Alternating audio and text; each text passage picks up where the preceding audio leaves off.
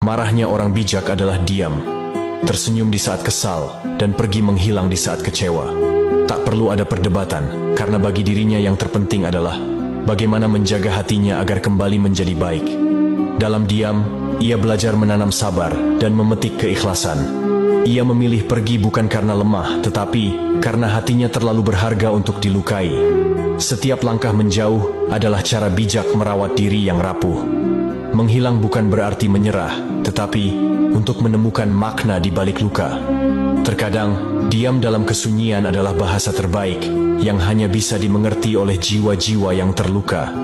Dia tahu menyimpan kecewa lebih bijak daripada membiarkan amarah membara. Seperti bulan yang setia menemani malam, diam sebagai tanda kasih yang tak perlu dimengerti. Baginya, ketenangan adalah harta yang tak ternilai, lebih berharga dari kemenangan dalam